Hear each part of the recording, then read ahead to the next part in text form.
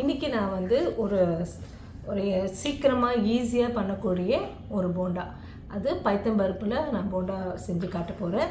அதுக்கு நான் வந்து ஒரு கிளாஸ் கப் வந்து நான் பைத்தம்பருப்பு வந்து ஊற வச்சுட்டேன். ஆல்ரெடி 1/2 hour ஊற வச்சாச்சு.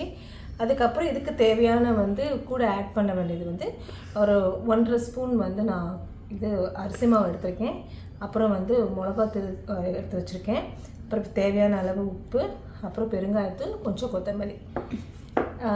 இப்போ போய் நம்ம வந்து அரைச்சிட்டு வந்துடலாமா?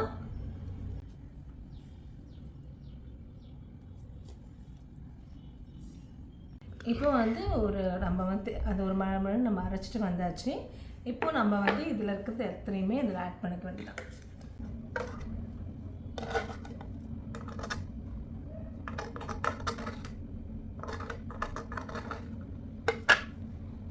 இதெல்லாம் மிக்ஸ் பண்ணிக்கோங்க.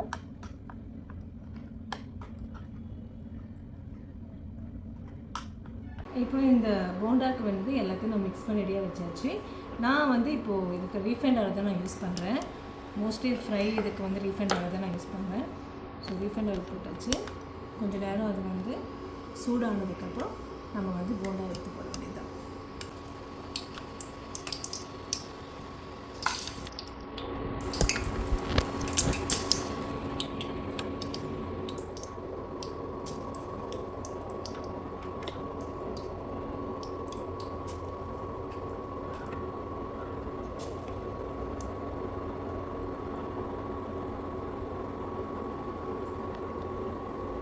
இப்போது இந்த போண்டா பாருங்கள், அழகாக வந்து கொஞ்சம் ரெடி ஆகிட்டுருக்கு. சுட சுட போண்டா. நான் இன்றைக்கி வந்து மிளகா சட்னி வந்து மார்னிங் நான் செஞ்சுருந்தேன்.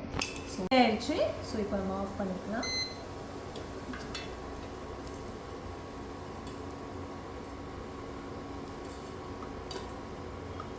சுட சுட இந்த பைத்தம்பருப்பு போண்டா ரெடி ஆகிடுச்சு. இப்போது இது வந்து கொஞ்சம் கருப்பு புள்ளியாக இருக்கிறதுனால இந்த கலரில் இருக்குது. இதுதான் பச்சை மிளகா சட்னி.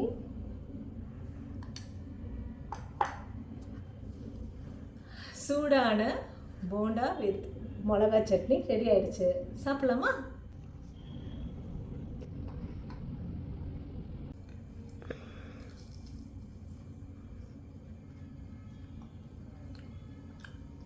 சூப்பராக இருக்கும். உங்கள் வீட்டில் நீங்கள் செஞ்சு பார்த்துட்டு எப்படி இருந்தது எனக்கு வந்து கமெண்ட்ஸில் சொல்லுங்கள். மீண்டும் இது மாதிரி நிறைய ரெசிபியோடு நான் சந்திக்கிறேன். See you, bye bye.